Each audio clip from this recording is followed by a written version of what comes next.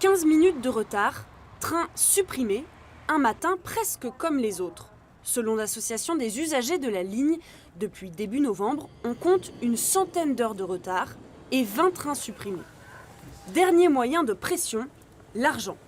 En fait, au lieu de leur envoyer l'argent à eux, l'argent serait mis sur un compte de séquestre avec en relation des huissiers ou des avocats qui, eux, pourraient faire du forcing.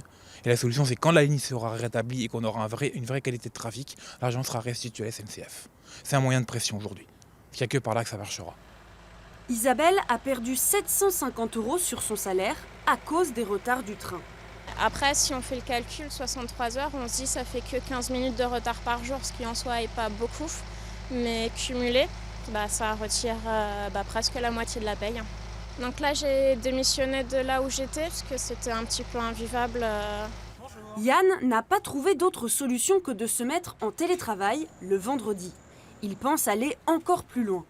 Et je risque de demander soit un 80%, soit une deuxième journée en télétravail, parce que je me rends bien compte que mon fils ne me voit pas le soir, moi j'ai besoin de le voir aussi, et que la seule solution c'est de prendre moins le train, et donc moins cette ligne Chartres-Paris. Alors une option très simple que j'étudie actuellement aussi, c'est tout simplement de changer de ville, voire de changer de région. En ce moment, les feuilles mortes et l'humidité altèrent les rames. Résultat, elles doivent aller au centre de maintenance. Lorsque ces rames se retrouvent immobilisées, forcément on a un parc matériel qui est réduit et nous sommes contraints à faire circuler des trains plus courts, voire à en supprimer quand la situation est vraiment dégradée. Selon le dernier rapport de l'autorité de régulation des activités ferroviaires, le train perd des parts de marché depuis 2011.